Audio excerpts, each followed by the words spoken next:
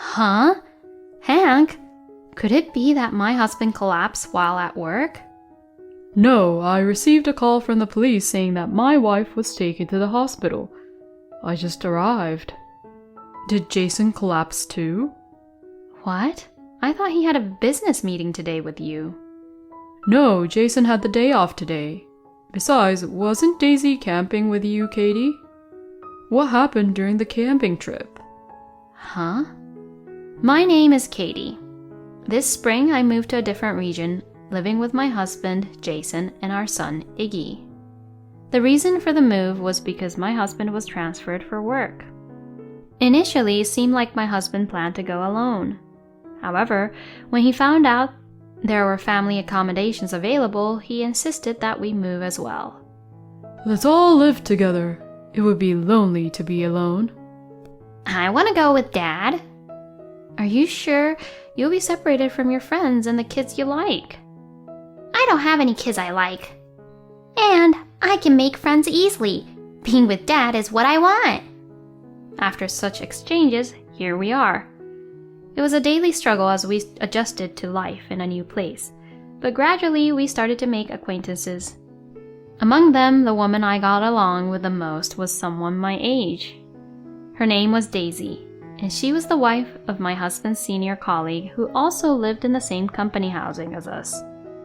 Since our children went to the same school and were in the same class, we hit it off right away. Katie, do you ever consider getting a part-time job? I do have the desire to work, but I haven't quite made up my mind yet. Is it because of the kids? Don't worry, my child stays home alone just fine when I work. You're right. Maybe I'll talk to my husband and son about it. Why don't you work at the same place as me? They're currently hiring, but they haven't received many applications. Daisy's workplace is a nearby supermarket. I wonder if even someone like me who has a careless personality can handle it. When I expressed such concerns, Daisy responded, If you say that, what about me? You're more responsible than I am, and I'm sure you'll be fine. With Daisy's encouragement, I immediately decided to consult with my husband. Why not give it a try? If you work, we might be able to enjoy a few more luxuries than before, right? My husband readily approved of me taking the job. Well, I don't think we can afford that much luxury, though. I can stay home by myself. Yay! Unlimited game time. My son was carefree about it. Oh, come on. Behave yourself. Well then, I'll talk to Daisy about it tomorrow. My husband before the transfer had been reluctant to let me work, but at that time I didn't realize how enjoyable it would be to live in company housing. The next day, when I told Daisy that my husband and son agreed, she seemed very happy. She even introduced me to the workplace, and I was hired without any issues. I'm so happy we get to work together, Katie. Actually, when I refer someone for a job, I get a small bonus. Really? I had no idea. It's just a small amount. How about we use that money to go out for a nice lunch sometime? What? Are you serious? I'm serious. It's a promise. However, that promise was never fulfilled because of one thing. The supermarket was so understaffed that my first day of work started 2 days later. Daisy's next day off happened to be on my first day of work. It's a shame that you won't be there on my first day. Don't worry, it'll be fine. Everyone there is nice, even though it's busy. I see. Alright, I'll do my best. And so, on my first day of work, I was initially nervous. Just as Daisy had said, everyone was kind and quick to help me whenever I had questions. After 3 months of working part-time, I finally became capable of handling most tasks. In early August, Daisy came to me with a concern. I have some Sun family matters to attend to the day after tomorrow, which clashes with the camping trip. Kenny was really looking forward to it, so could you take him with you? Kenny is Daisy's son. The camping trip Daisy mentioned is an annual event organized by the elementary school. It seems that participation is only allowed with a guardian present. Since Daisy has always been kind to me, I couldn't find a reason to refuse. Sure, it's only fair to help each other out in times like this. To be honest, I was a bit anxious about camping with people I hardly knew. However, I saw it as an opportunity to repay Daisy for her kindness. Well, if anything comes up, my husband can help. Oh, isn't your husband working that day? Huh? My husband mentioned it. He said he has an important business meeting that day. Is that so? Since I hadn't heard anything, I immediately caught my husband when he returned home and brought up the topic. Oh, did I forget to mention it? I didn't hear anything. Sorry, but I really can't skip it that day. But if it's a business meeting, you can come in the evening, right? Iggy was looking forward to it. For a moment, my husband had a puzzled look on his face, but in the next instant... I'm sorry, but I have to entertain clients directly after. I apologize to Iggy. My husband said it with a face that didn't leave room for discussion. For the camping trip, there was a theme of bringing something fun to cook. Even though I had never done camping or outdoor cooking before, I was determined to make bacon and give it my best shot. I had been preparing a homemade smoker using a cardboard box based on information I found online, and I had everything ready for a week in advance. On the morning of the camping day, my husband prepared for work as usual and headed out. My son and I were busy from the morning onwards. You said last night that you were ready. I'm sorry, I forgot. My son hadn't prepared his own change of clothes and such. Finally, we finished our preparations, double-checked the locks, and left the house. Phew, that was a relief. We should have plenty of time now. Iggy, turn off the air conditioner. Okay. And then we went to Daisy's house to pick up Kenny. Katie, please take care of Kenny. Sure, Daisy. Take care of yourself at your parents' place. And so we headed to the campsite in my car. About 30 minutes after leaving home, I realized something. I had packed the cardboard for smoking, which was a good thing, but I had forgotten the most important part, the meat for the bacon I had prepared. Fortunately, despite the busy morning, we still had some spare time. Sorry, I forgot something. I'll go back home once. Huh? But you were mad at me earlier for forgetting something.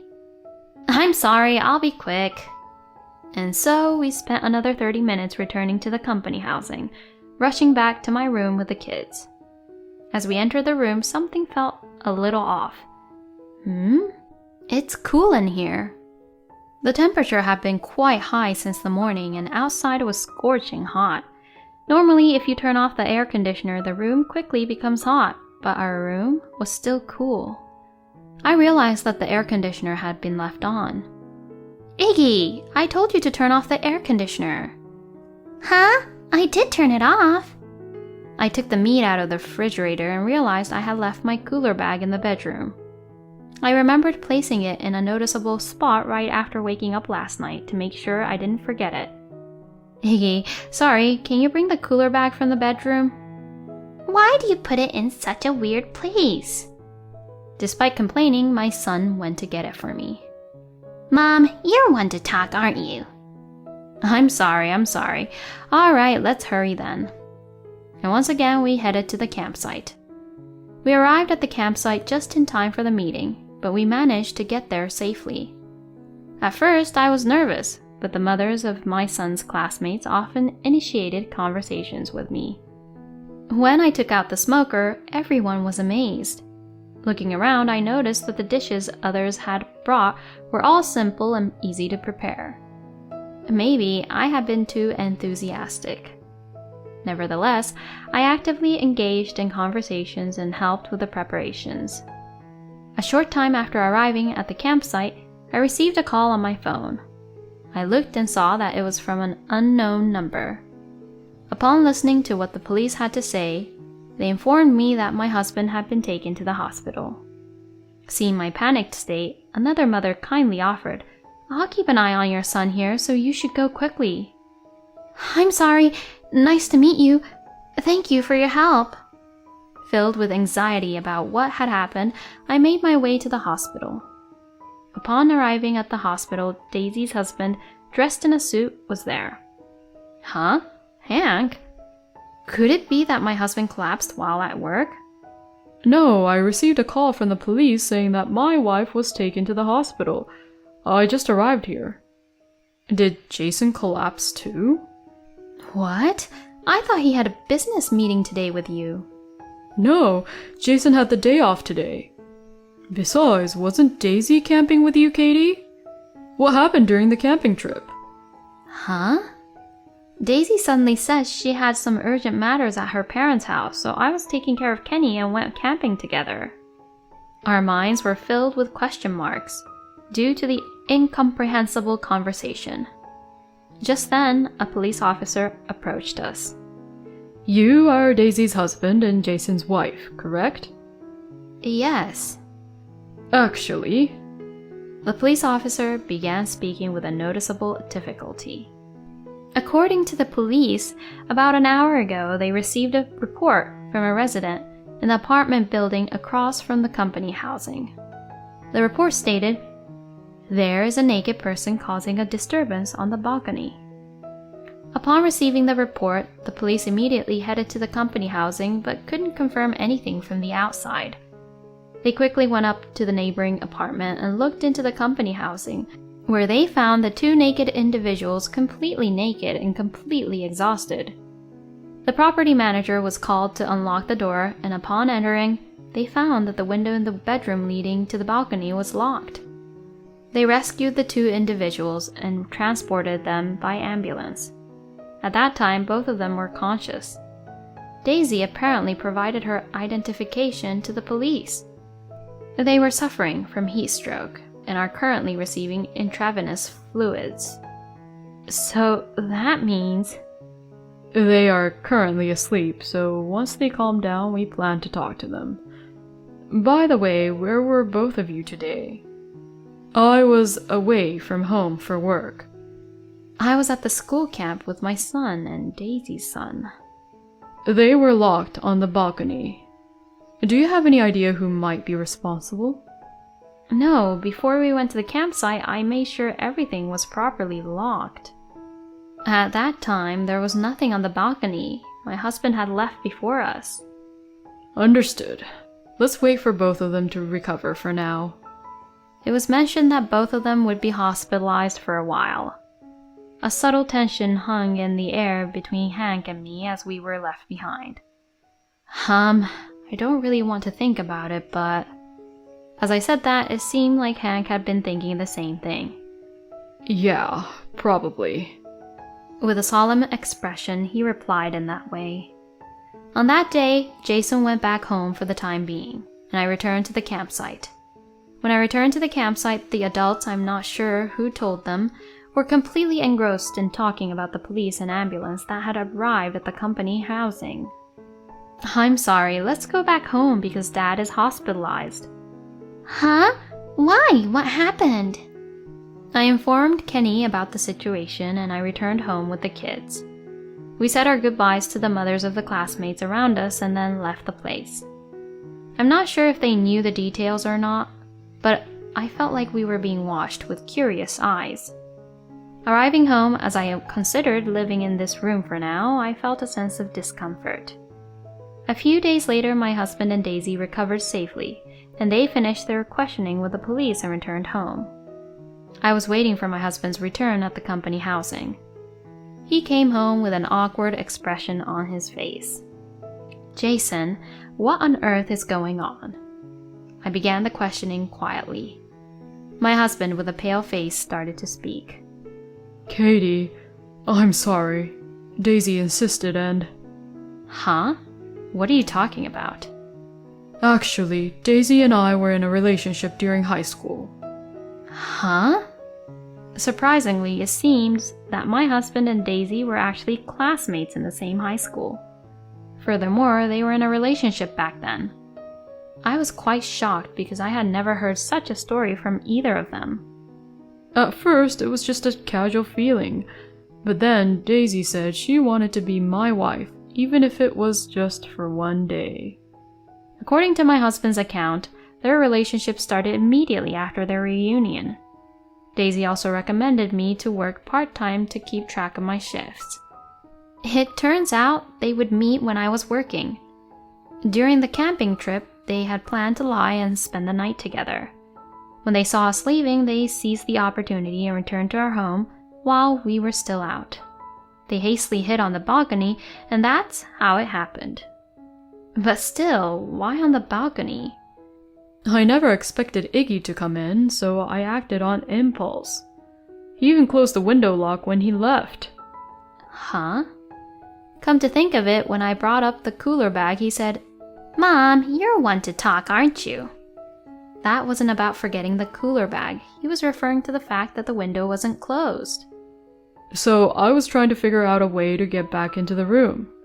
There was nothing on the balcony, and the windows couldn't be broken. Our neighbors on both sides were away camping, and jumping from the 3rd floor was definitely out of the question. It seems that they were struggling, fearing someone might notice them. However, on weekdays during the daytime, there were hardly any people around in the middle of the summer. They passed the time without being noticed. When the police came to rescue them, they were in a near-death state. It turns out, thanks to my son securely locking the doors, they unexpectedly got their punishment. I couldn't help but laugh, half in disbelief as I said it. This is what happens when you lie and have an affair behind my back. I'm sorry. I'll end it now. Please forgive me. We can move out of the company housing too. Should we just stay here? Huh? Is that okay? We don't have to move? You're the only one living here, you know. Hey, what do you mean by that? While you were in the hospital, we moved out. Right now, I'm staying at my parents' house. I heard today is your discharge day, and I came here alone. Why did you do that on your own? Who's the one being selfish here? Saying that, I presented the divorce papers I had prepared to my husband. Divorce? Katie, please spare me from that. No, I've already made up my mind. Be prepared because I'll be demanding alimony and child support. Hey, Katie! Ignoring my husband's voice calling me, I left our company housing. Afterward, I sought the assistance of a lawyer and filed for damage against my husband and his affair partner, Daisy. I also requested child support from my husband until our son graduates from college. Interestingly, my husband was also being demanded for damages by Hank, and Daisy was in the same situation. It seems that my husband, who got involved with a coworker's wife, couldn't stay at the company and ended up resigning. He managed to find another job somehow, but his salary has decreased compared to before, and it seems like he's struggling in his daily life. My relationship with Daisy has already ended. Apparently, while she was hospitalized, they discussed the importance of cherishing our respective families from now on. I haven't seen Daisy since then.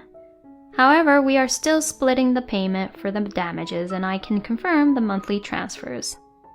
I moved to my parents' house with my son, and we are living freely. I had concerns about transferring my son twice within a short period. But luckily, he was happy to live with my parents. After that, I found a job, and I'm determined to start my life anew. I've made a pledge to enjoy life to the fullest from now on.